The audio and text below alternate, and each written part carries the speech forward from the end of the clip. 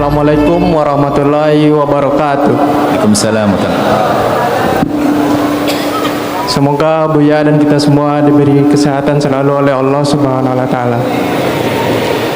Mohon izin Buya, saya mau bertanya. Saya ini baru lulus kuliah atau mau masuki dunia pekerjaan Buya dalam bidang IT. Jadi yang saya tanyakan Buya, yang pertama itu apa hukumnya bekerja di perusahaan startup Buya? Perusahaan-perusahaan startup seperti Gojek, Shopee gitu Buya. Kemudian yang kedua itu detail pekerjaan saya. Tidak dikerjakan, itu gimana pekerjaannya seperti apa? Bekerja itu seperti untuk website-website gitu ya di salah satu perusahaan ya. Baik. Karena banyak perusahaan sekarang pasti bekerja sama dengan bank konvensional Bu ya. Kemudian yang kedua itu pekerjaan detail saya seperti uji kelayakan suatu website sebelum dirilis gitu ya. Jadi apabila saya ada project seperti kayak websitenya itu mohon maaf ada seperti gambar wanita yang kelihatan auratnya gitu ya, tidak memakai jilbab, itu apakah saya ikut berdosa atau tidak? Kemudian tugas saya itu hanya untuk ngetes saja, bukan merancang atau membuat gitu ya. Kemudian yang ketiga itu karyawannya pasti pakai tabung konvensional. Itu apakah saya dapat dosa jariah atau dapat riban juga atau gimana Bu ya? Sekian, terima kasih. Assalamualaikum warahmatullahi wabarakatuh. Waalaikumsalam, Masya Allah. Yang pertama, bekerja di seperti yang Nanda ceritakan itu, seperti hanya dulu ada orang pertanyaan, gimana sih tentang hukum internet, hukum membuat situs-situs seperti itu dan sebagainya, kan gitu kan, seperti itu kan. Maka itu pada dasarnya hal yang mubah, akan menjadi berubah hukumnya yaitu di saat digunakan untuk apa sesuatu tersebut gitu. Kalau kerjaan Anda normal nggak ada masalah, tapi kalau Anda tahu bahwasanya ini akan digunakan untuk kemaksiatan lalu Anda bantu, Anda ikut bagian di dalamnya. Membuat websitenya website dakwah dapat pahala, websitenya adalah website situs kotor, tidak ada dapat bagian. Kurang lebihnya semacam itu, tinggal bagaimana penggunaannya. Nah kemudian setelah Anda bekerja,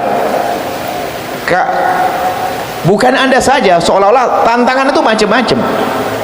Tantangan itu macam-macam, bahwasanya Anda itu setiap saat dihadapkan ke antara halal dan haram. Anda bisa memilih yang sekiranya itu tidak benar, Anda tidak perlu loloskan dong, tidak diambil dong. Wah ini nggak sesuai dengan manhaj saya nggak boleh saya loloskan, apalagi untuk menyeleksi. Anda punya hak untuk itu.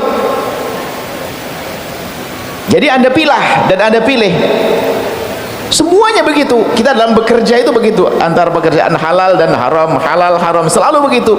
Cuman kemenangan Anda adalah di saat Anda mempertahankan yang halal, kemudian Anda tinggalkan yang haram. Kemudian Anda berurusan dengan orang yang masih urusan dengan bank konvensional dan sebagainya. Ingat wahai hamba Allah, lagi-lagi tidak boleh kita sombong. Anda mulai dari diri Anda, saya tidak boleh berurusan dengan sesuatu yang ada hubungannya dengan keharaman. Oke, itu adalah dasar pertama.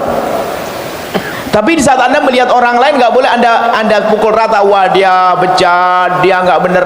Anda tidak tahu apa yang ada di hatinya. Mungkin dia sebenarnya sedih, ingin hijrah sudah lama, cuma belum tuntas. Dia sudah ada unek-unek di dalam hati untuk meninggalkan yang demikian itu. Anda tidak tahu itu semuanya. Makanya kita tidak boleh juga yang sudah hijrah ke tempat yang baik, jangan sekali-kali merendahkan orang yang masih berada dalam kubang kehinaan.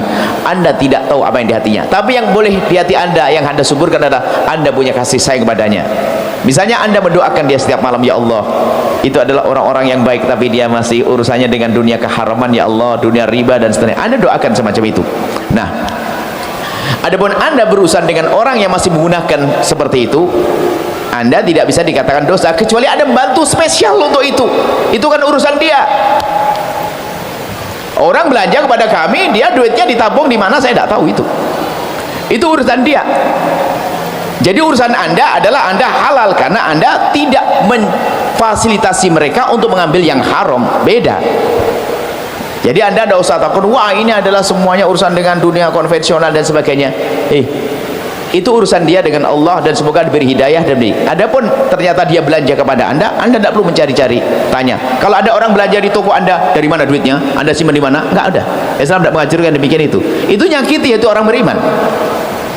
Dan ini duitnya di mana? Simpan di mana? Enggak enak banget maksudnya. Enggak ada belanja pada Anda. Kita pada dasarnya kita husnudzon insyaallah dari harta yang halal dan harta yang bersih. Baru kalau kita melihat sesuatu yang haram sesungguhnya ada proses yang lembut dan indah kita untuk mengingatkannya. Jadi saya kembalikan pada Anda niat yang baik, istimewa, tapi harus ada batasi.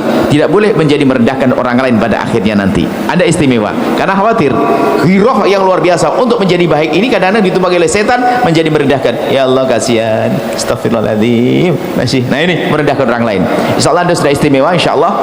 Adapun tadi kurang lebihnya seperti itu semuanya terjawab. Maksudnya orang urusan dengan dunia semacam itu, Anda jangan boleh bagi Anda berurusan dengan orang yang masih urusan dengan konvensional dan sebagainya.